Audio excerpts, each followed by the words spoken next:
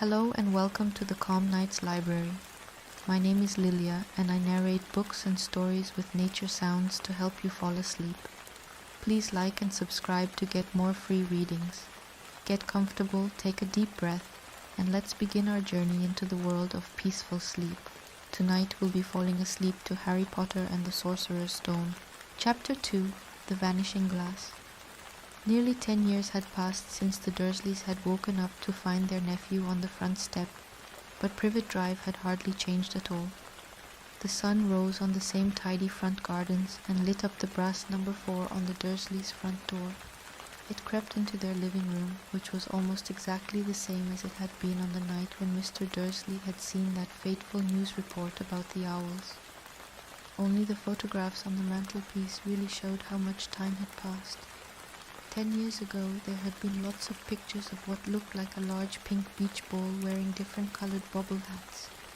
But Dudley Dursley was no longer a baby, and now the photographs showed a large blonde boy riding his first bicycle on a roundabout at the fair, playing a computer game with his father, being hugged and kissed by his mother. The room held no sign at all that another boy lived in the house too, yet Harry Potter was still there, asleep at the moment, but not for long. His Aunt Petunia was awake, and it was her shrill voice which made the first noise of the day. "Up! Get up! Now!" Harry woke with a start. His aunt rapped on the door again. "Up!" she screeched. Harry heard her walking towards the kitchen, and then the sound of the frying pan being put on the cooker. He rolled onto his back and tried to remember the dream he had been having. It had been a good one. There had been a flying motorbike in it. He had a funny feeling he'd had the same dream before. His aunt was back outside the door. "Are you up yet?" she demanded. "Nearly," said Harry. "Well, get a move on. I want you to look after the bacon, and don't you dare let it burn. I want everything perfect on Dudley's birthday." Harry groaned. "What did you say?" His aunt snapped through the door. Nothing. Dudley's birthday. How could he have forgotten? Harry got slowly out of bed and started looking for socks. He found a pair under his bed and after pulling a spider off one of them, put them on. Harry was used to spiders because the cupboard under the stairs was full of them, and that was where he slept. When he was dressed, he went down the hall into the kitchen. The table was almost hidden beneath all Dudley's birthday presents. It looked as though Dudley had got the new computer he wanted, not to mention the second television and the racing bike. Exactly why Dudley wanted a racing bike was a mystery to Harry, as Dudley was very fat and hated exercise, unless of course it involved punching somebody. Dudley's favorite punch bag was Harry, but he couldn't often catch him. Harry didn't look it, but he was very fast. Perhaps it had something to do with living in a dark cupboard, but Harry had always been small and skinny for his age. He looked even smaller and skinnier than he really was, because all he had to wear were old clothes of Dudley's, and Dudley was about 4 times bigger than he was. Harry had a thin face, knobbly knees, black hair, and bright green eyes. He wore round glasses held together with a lot of sellotape because of all the times Dudley had punched him on the nose. The only thing Harry liked about his own appearance was a very thin scar on his forehead, which was shaped like a bolt of lightning. He had had it as long as he could remember, and the first question he could ever remember asking his Aunt Petunia was how he had got it. "In the car crash when your parents died," she had said, "and don't ask questions. Don't ask questions." That was the first rule for a quiet life with the Dursleys. Uncle Vernon entered the kitchen as Harry was turning over the bacon. "Comb your hair," he barked by way of a morning greeting. About once a week, Uncle Vernon looked over the top of his newspaper and shouted that Harry needed a haircut. Harry must have had more haircuts than the rest of the boys in his class put together, but it made no difference. His hair simply grew that way, all over the place. Harry was frying eggs by the time Dudley arrived in the kitchen with his mother. Dudley looked a lot like Uncle Vernon. He had a large pink face, not much neck, small watery blue eyes, and thick blonde hair that lay smoothly on his thick fat head. Aunt Petunia often said that Dudley looked like a baby angel. Harry often said that Dudley looked like a pig in a wig. Harry put the plates of egg and bacon on the table, which was difficult as there wasn't much room. Dudley, meanwhile, was counting his presents. His face fell. 36, he said, looking up at his mother and father. That's 2 less than last year. Darling, you haven't counted Auntie Marge's present, see? It's here under this big one from Mummy and Daddy. All right, 37 then, said Dudley, going red in the face.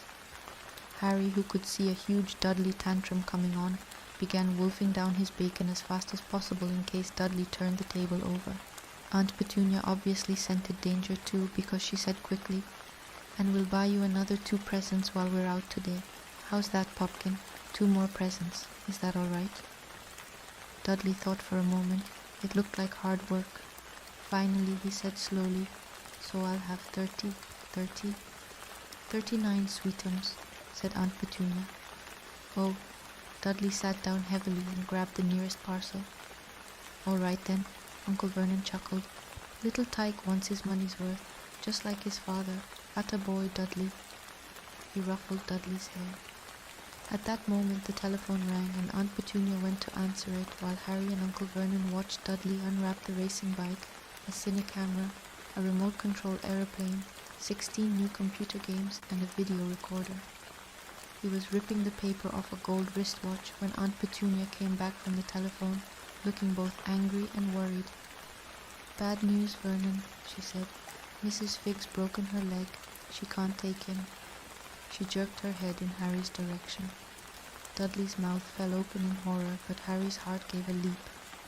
Every year on Dudley's birthday, his parents took him and a friend out for the day, to adventure parks, hamburger bars, or the cinema. Every year, Harry was left behind with Mrs. Figg, a mad old lady who lived 2 streets away. Harry hated it there. The whole house smelled of cabbage, and Mrs. Figg made him look at photographs of all the cats she'd ever owned. "Now what?" said Aunt Petunia, looking furiously at Harry as though he'd planned this.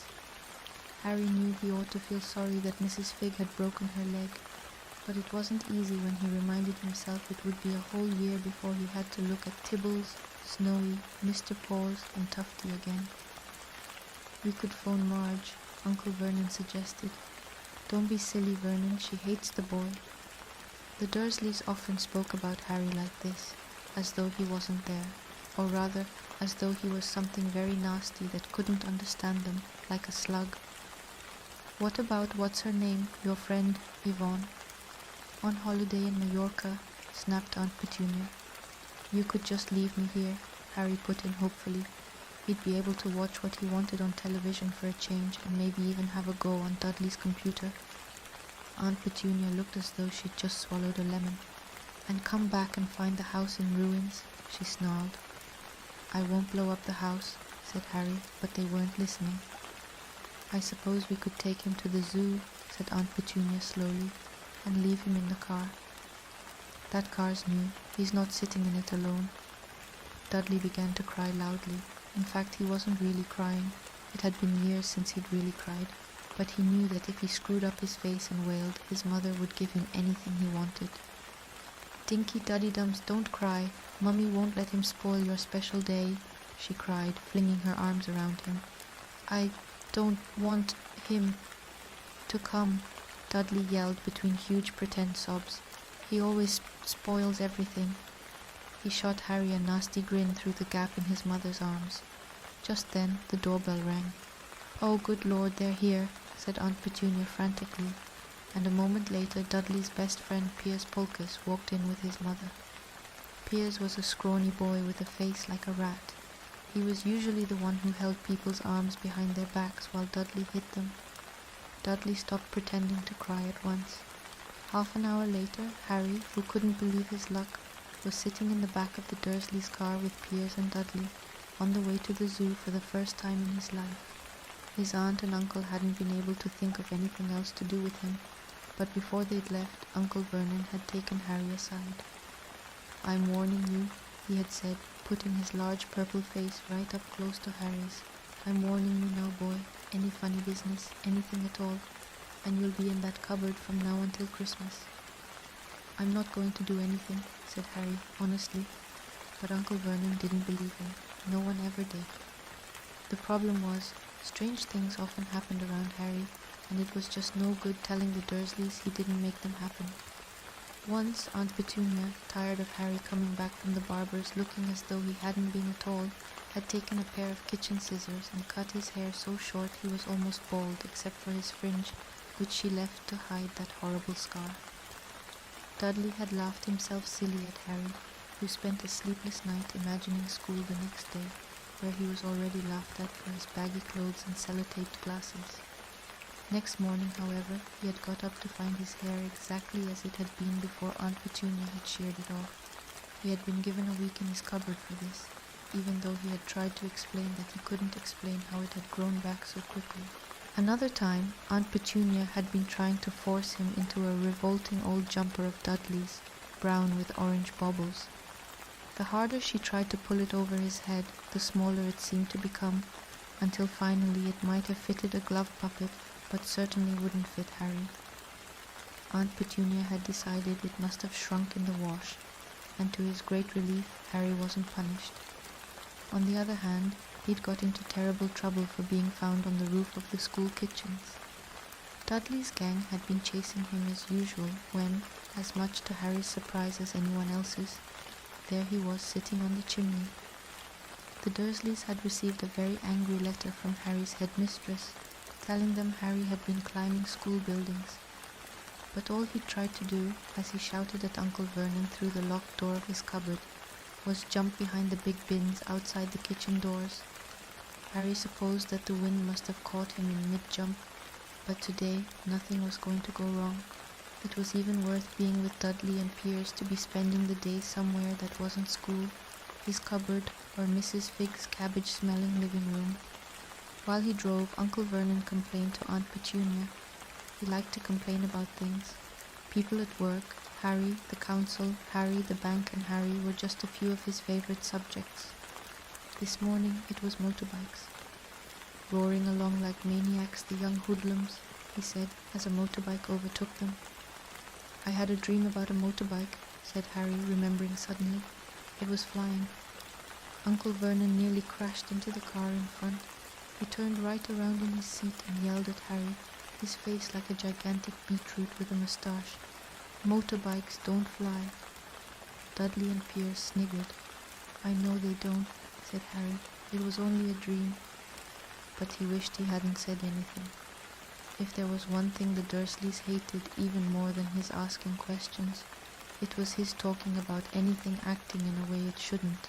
No matter if it was in a dream or even a cartoon, they seemed to think he might get dangerous ideas. It was a very sunny Saturday and the zoo was crowded with families. The Dursleys bought Dudley and Piers large chocolate ice creams at the entrance, and then, because the smiling lady in the van had asked Harry what he wanted before they could hurry him away, they bought him a cheap lemon ice lolly. It wasn't bad either, Harry thought, licking it as they watched a gorilla scratching its head and looking remarkably like Dudley, except that it wasn't blonde. Harry had the best morning he'd had in a long time. He was careful to walk a little way apart from the Dursleys so that Dudley and Piers, who were starting to get bored with the animals by lunchtime, wouldn't fall back on their favorite hobby of hitting him. They ate in the zoo restaurant, and when Dudley had a tantrum because his Knickerbocker glory wasn't big enough, Uncle Vernon bought him another one, and Harry was allowed to finish the first. Harry felt afterwards that he should have known it was all too good to last. After lunch they went to the reptile house. It was cool and dark in here, with lit windows all along the walls. Behind the glass, all sorts of lizards and snakes were crawling and slithering over bits of wood and stone. Dudley and Piers wanted to see huge poisonous cobras and thick man-crushing pythons. Dudley quickly found the largest snake in the place. It could have wrapped its body twice around Uncle Vernon's car and crushed it into a dustbin, but at the moment it didn't look in the mood. In fact, it was fast asleep. Dudley stood with his nose pressed against the glass, staring at the glistening brown coils. "Make it move," he whined at his father. Uncle Vernon tapped on the glass, but the snake didn't budge. "Do it again," Dudley ordered. Uncle Vernon rapped the glass smartly with his knuckles, but the snake just snoozed on. "This is boring," Dudley moaned. He shuffled away. Harry moved in front of the tank and looked intently at the snake. He wouldn't have been surprised if it had died of boredom itself. No company except stupid people drumming their fingers on the glass, trying to disturb it all day long. It was worse than having a cupboard as a bedroom, where the only visitor was Aunt Petunia hammering on the door to wake you up. At least he got to visit the rest of the house. The snake suddenly opened its beady eyes. Slowly, very slowly, it raised its head until its eyes were on a level with Harry's. It winked. Harry stared. Then he looked quickly around to see if anyone was watching. They weren't. He looked back at the snake and winked too. The snake jerked its head towards Uncle Vernon and Dudley, then raised its eyes to the ceiling. It gave Harry a look that said quite plainly, "I get that all the time." "I know," Harry murmured through the glass, though he wasn't sure the snake could hear him. "It must be really annoying." The snake nodded vigorously. "Where do you come from anyway?" Harry asked. The snake jabbed its tail at a little sign next to the glass. Harry peered at it. Boa constrictor, Brazil. Was it nice there? The boa constrictor jabbed its tail at the sign again, and Harry read on. This specimen was bred in the zoo. "Oh, I see. So you've never been to Brazil?" As the snake shook its head, a deafening shout behind Harry made both of them jump. "Dudley, Mr. Dursley, come and look at this snake. You won't believe what it's doing." Dudley came waddling towards them as fast as he could. "Out of the way, you," he said, punching Harry in the ribs. Caught by surprise, Harry fell hard on the concrete floor. What came next happened so fast no one saw how it happened. 1 second, Piers and Dudley were leaning right up close to the glass. The next, they had leapt back with howls of horror. Harry sat up and gasped. The glass front of the boa constrictor's tank had vanished. The great snake was uncoiling itself rapidly. Slithering out onto the floor, people throughout the reptile house screamed and started running for the exits. As the snake slid swiftly past him, Harry could have sworn a low, hissing voice said, "Brazil, here I come. Thanks, amigo." The keeper of the reptile house was in shock. "But the glass," he kept saying. "Where did the glass go?" The zoo director himself made Aunt Petunia a cup of strong sweet tea while he apologized over and over again. Piers and Dudley could only gibber. As far as Harry had seen, the snake hadn't done anything except snap playfully at their heels as it passed. But by the time they were all back in Uncle Vernon's car, Dudley was telling them how it had nearly bitten off his leg, while Piers was swearing it had tried to squeeze him to death. But worst of all, for Harry at least, was Piers calming down enough to say, "Harry was talking to it, weren't you, Harry?" Uncle Vernon waited until Piers was safely out of the house before starting on Harry. He was so angry he could hardly speak. He managed to say, "Go cupboard stay, no meals," before he collapsed into a chair and Aunt Petunia had to run and get him a large brandy. Harry lay in his dark cupboard much later, wishing he had a watch. He didn't know what time it was, and he couldn't be sure the Dursleys were asleep yet. Until they were, he couldn't risk sneaking to the kitchen for some food.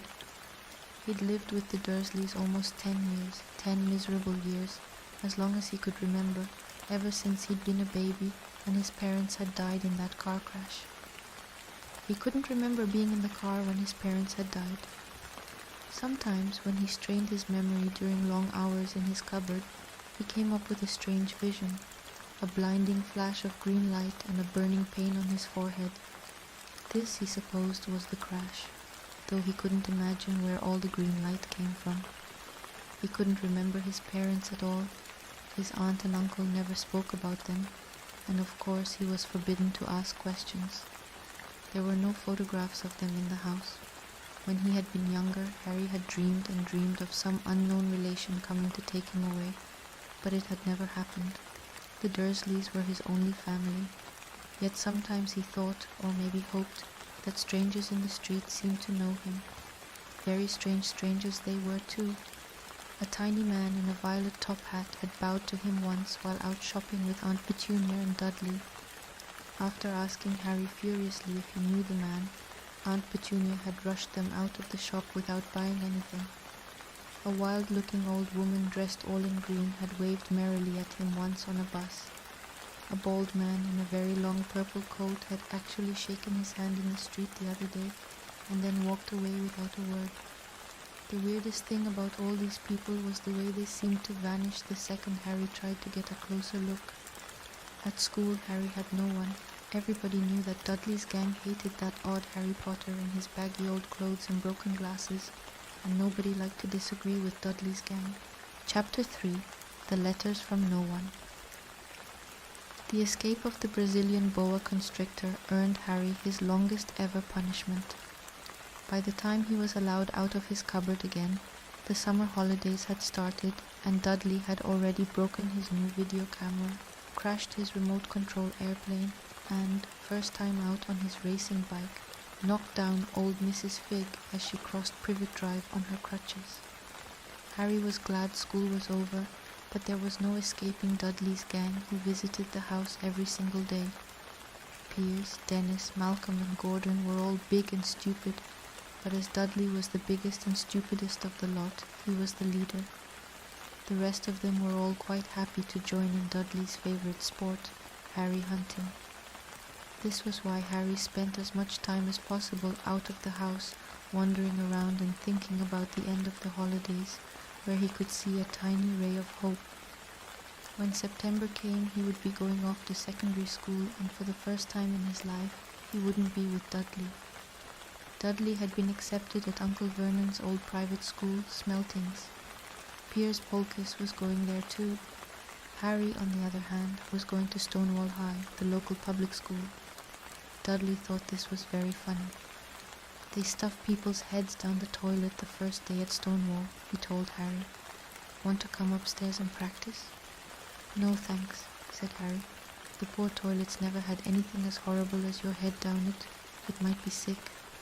Then he ran before Dudley could work out what he'd said. One day in July, Aunt Petunia took Dudley to London to buy his Smeltings uniform, leaving Harry at Mrs. Fig's. Mrs. Fig wasn't as bad as usual. It turned out she'd broken her leg tripping over one of her cats, and she didn't seem quite as fond of them as before. She let Harry watch television and gave him a bit of chocolate cake that tasted as though she'd had it for several years. That evening, Dudley paraded around the living room for the family in his brand new uniform. Smeltings boys wore maroon tailcoats, orange knickerbockers, and flat straw hats called boaters. They also carried knobbly sticks, used for hitting each other while the teachers weren't looking. This was supposed to be good training for later life. As he looked at Dudley in his new knickerbockers, Uncle Vernon said gruffly that it was the proudest moment of his life. Aunt Petunia burst into tears and said she couldn't believe it was her Ickle Dudleykins. He looked so handsome and grown up. Harry didn't trust himself to speak. He thought 2 of his ribs might already have cracked from trying not to laugh. There was a horrible smell in the kitchen the next morning when Harry went in for breakfast. It seemed to be coming from a large metal tub in the sink. He went to have a look. The tub was full of what looked like dirty rags swimming in grey water. "What's this?" he asked Aunt Petunia. Her lips tightened as they always did if he dared to ask a question. "Your new school uniform," she said. Harry looked in the bowl again. "Oh," he said, "I didn't realize it had to be so wet." "Don't be stupid," snapped Aunt Petunia. "I'm dyeing some of Dudley's old things grey for you. It'll look just like everyone else's when I've finished." Harry seriously doubted this, but thought it best not to argue. He sat down at the table and tried not to think about how he was going to look on his first day at Stonewall High. Like he was wearing bits of old elephant skin, probably. Dudley and Uncle Vernon came in, both with wrinkled noses because of the smell from Harry's new uniform. Uncle Vernon opened his newspaper as usual, and Dudley banged his smelting stick, which he carried everywhere, on the table. They heard the click of the mail slot and flop of letters on the doormat. "Get the mail, Dudley," said Uncle Vernon from behind his paper. "Make Harry get it. Get the mail, Harry. Make Dudley get it. Poke him with your smelting stick, Dudley." Harry dodged the smelting stick and went to get the mail. 3 things lay on the doormat. a postcard from Uncle Vernon's sister Marge, who was vacationing on the Isle of Wight, a brown envelope that looked like a bill, and a letter for Harry. Harry picked it up and stared at it, his heart twanging like a giant elastic band. No one ever in his whole life had written to him. Who would? He had no friends, no other relatives. He didn't belong to the library, so he'd never even got rude notes asking for books back. Yet here it was, a letter, addressed so plainly there could be no mistake. Mr. H. Potter. The cupboard under the stairs, 4 Privet Drive, Little Whinging, Surrey. The envelope was thick and heavy, made of yellowish parchment, and the address was written in emerald green ink. There was no stamp. Turning the envelope over, his hand trembling, Harry saw a purple wax seal bearing a coat of arms, a lion, an eagle, a badger, and a snake surrounding a large letter H. "Hurry up, boy," shouted Uncle Vernon from the kitchen. "What are you doing, checking for letter bombs?" He chuckled at his own joke. Harry went back to the kitchen, still staring at his letter. He handed Uncle Vernon the bill and the postcard, sat down, and slowly began to open the yellow envelope. Uncle Vernon ripped open the bill, snorted in disgust, and flipped over the postcard. "Marge is ill," he informed Aunt Petunia. "Ate a funny whelk." "Dad," said Dudley suddenly. "Dad, Harry's got something." Harry was on the point of unfolding his letter, which was written on the same heavy parchment as the envelope, when it was jerked sharply out of his hand by Uncle Vernon. "That's mine," said Harry, trying to snatch it back. "Who'd be writing to you?" sneered Uncle Vernon, shaking the letter open with one hand and glancing at it. His face went from red to green faster than a set of traffic lights, and it didn't stop there. Within seconds it was the greyish white of old porridge. "Petunia," he gasped. Dudley tried to grab the letter to read it, but Uncle Vernon held it high out of his reach. Aunt Petunia took it curiously and read the first line. For a moment it looked as though she might faint. She clutched her throat and made a choking noise. "Vernon! Oh my goodness! Vernon!" They stared at each other, seeming to have forgotten that Harry and Dudley were still in the room. Dudley wasn't used to being ignored. He gave his father a sharp tap on the head with his smelting stick. "I want to read that letter," he said loudly. "Want to read it?" said Harry furiously, "as it's mine." "Get out, both of you," croaked Uncle Vernon, stuffing the letter back inside its envelope. Harry didn't move. "I want my letter," he shouted. "Let me see it," demanded Dudley. "Out," roared Uncle Vernon, and he took both Harry and Dudley by the scruffs of their necks and threw them into the hall, slamming the kitchen door behind them. Harry and Dudley promptly had a furious but silent fight over who would listen at the keyhole. Dudley won, so Harry, his glasses dangling from one ear, lay flat on his stomach to listen at the crack between door and floor. "Vernon," Aunt Petunia was saying in a quivering voice, "look at the address. How could they possibly know where he sleeps? You don't think they're watching the house?"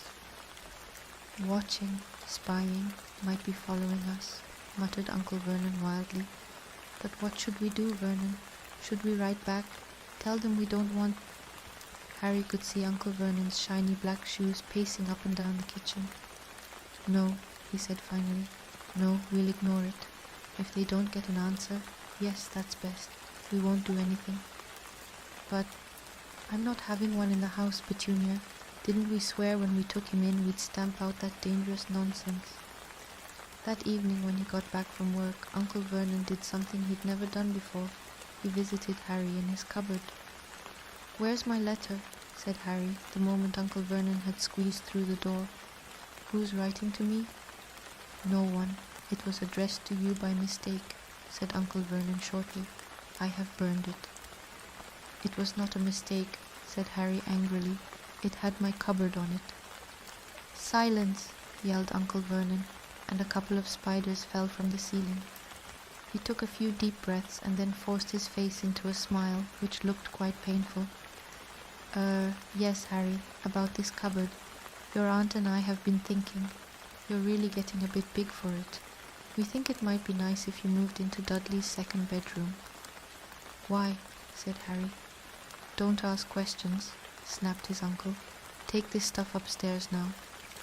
The Dursleys' house had 4 bedrooms, one for Uncle Vernon and Aunt Petunia, one for visitors, usually Uncle Vernon's sister Marge, one where Dudley slept, and one where Dudley kept all the toys and things that wouldn't fit into his first bedroom.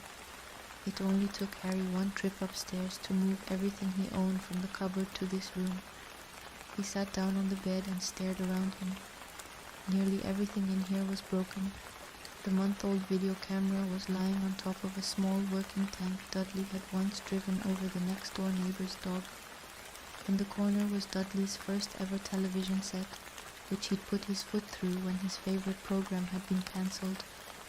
There was a large bird cage, which had once held a parrot that Dudley had swapped at school for a real air rifle, which was up on a shelf with the end all bent because Dudley had sat on it.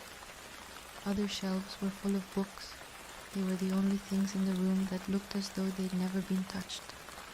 From downstairs came the sound of Dudley bawling at his mother. "I don't want him in there. I need that room. Make him get out." Harry sighed and stretched out on the bed. Yesterday he'd have given anything to be up here. Today he'd rather be back in his cupboard with that letter than up here without it. Next morning at breakfast everyone was rather quiet. Dudley was in shock. He'd screamed, whacked his father with his smelting stick, been sick on purpose, kicked his mother, and thrown his tortoise through the greenhouse roof, and he still didn't have his room back.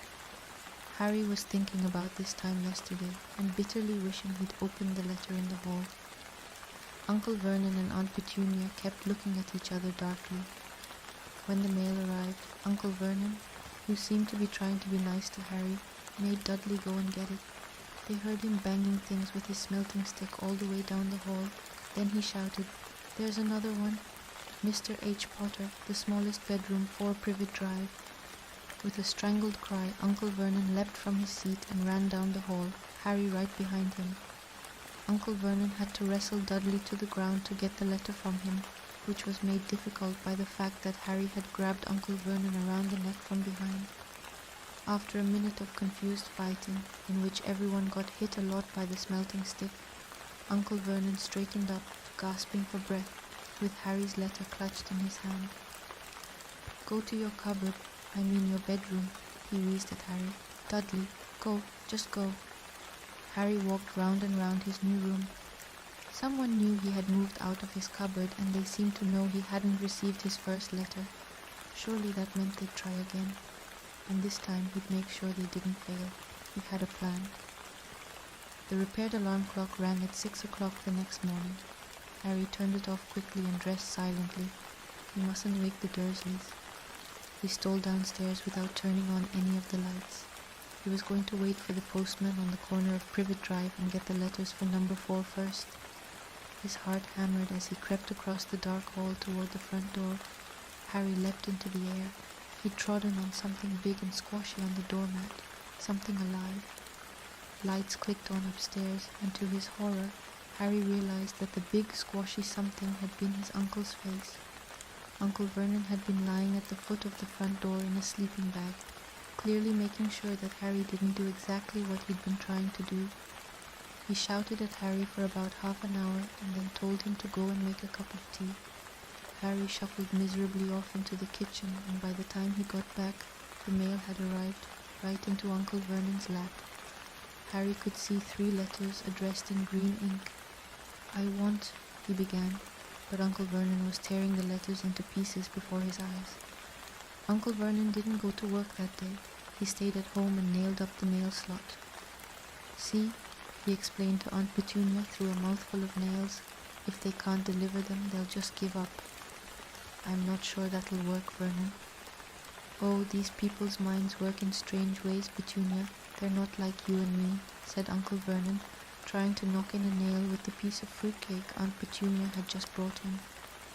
On Friday, no less than 12 letters arrived for Harry.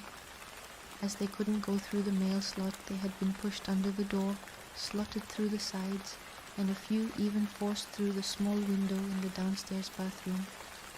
Uncle Vernon stayed at home again.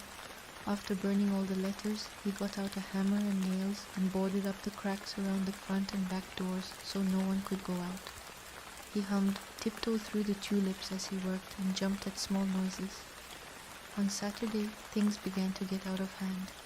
24 letters to Harry found their way into the house, rolled up and hidden inside each of the 24 eggs that their very confused milkman had handed Aunt Petunia through the living room window. While Uncle Vernon made furious telephone calls to the post office and the dairy trying to find someone to complain to, Aunt Petunia shredded the letters in her food processor. "Who on earth wants to talk to you this badly?"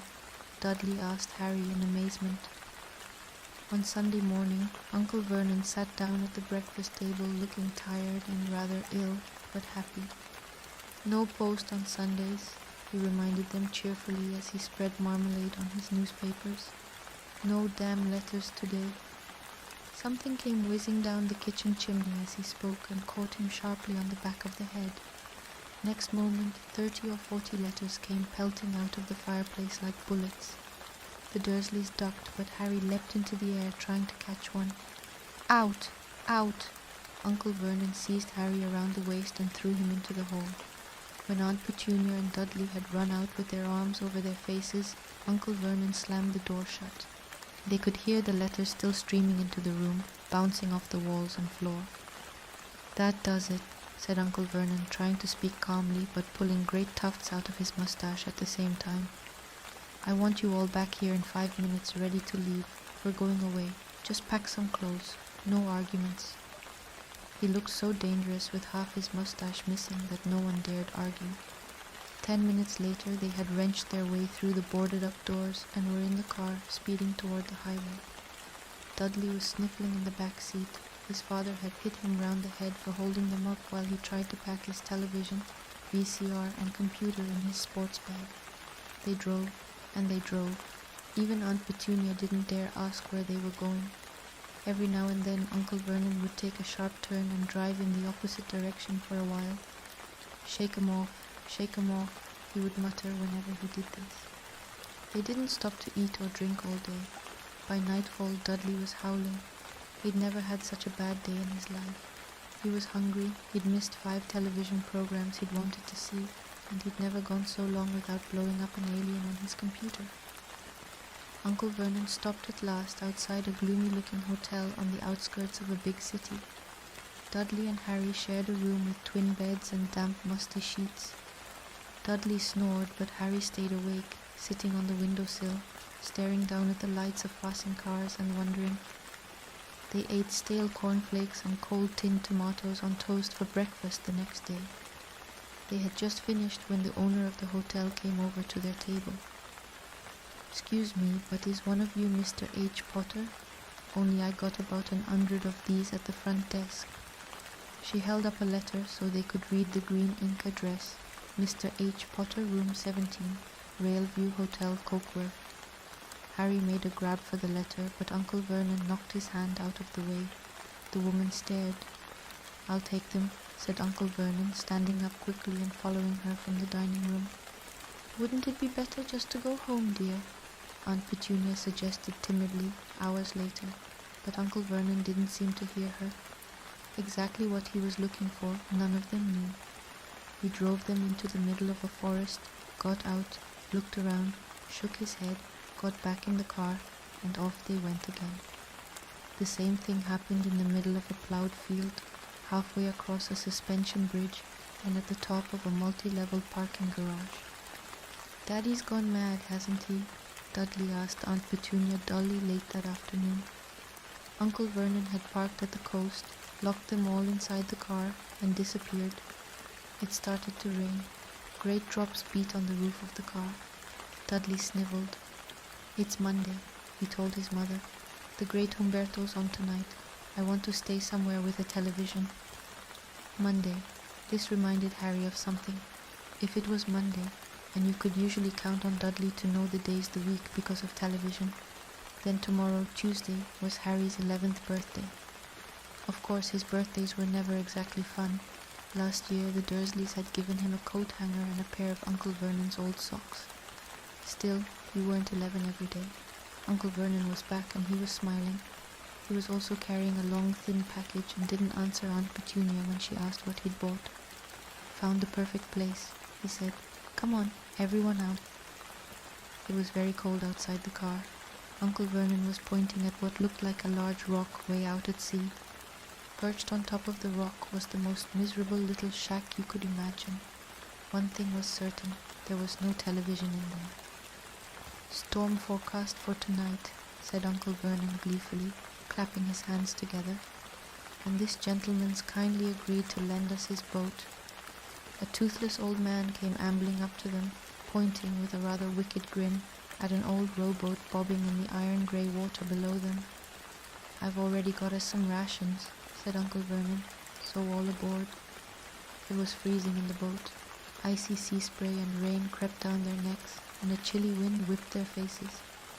After what seemed like hours, they reached the rock, where Uncle Vernon, slipping and sliding, led the way to the broken-down house. The inside was horrible. It smelled strongly of seaweed.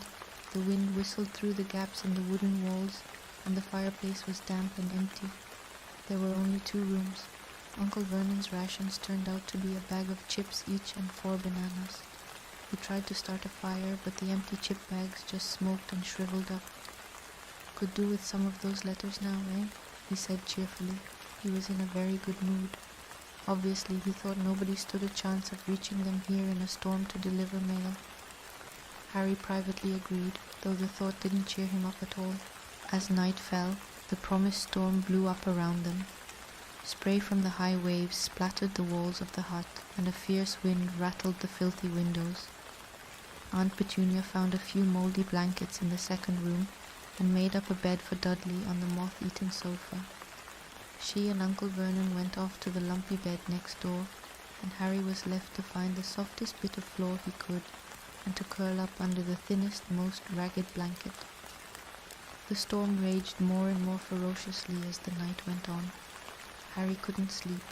He shivered and turned over, trying to get comfortable, his stomach rumbling with hunger. Dudley's snores were drowned by the low rolls of thunder that started near midnight. The lighted dial of Dudley's watch, which was dangling over the edge of the sofa on his fat wrist, told Harry he'd be 11 in 10 minutes' time. He lay and watched his birthday tick nearer, wondering if the Dursleys would remember at all, wondering where the letter writer was now. 5 minutes to go. Harry heard something creak outside. He hoped the roof wasn't going to fall in, although he might be warmer if it did. 4 minutes to go. Maybe the house in Privet Drive would be so full of letters when they got back that he'd be able to steal one somehow. 3 minutes to go. Was that the sea slapping hard on the rock like that? And 2 minutes to go. What was that funny crunching noise? Was the rock crumbling into the sea? 1 minute to go, and he'd be 11. 30 seconds. 20. 10. 9. Maybe he'd wake Dudley up just to annoy him. 3, 2, 1. Boom. The whole shack shivered, and Harry sat bolt upright staring at the door. Someone was outside, knocking to come in.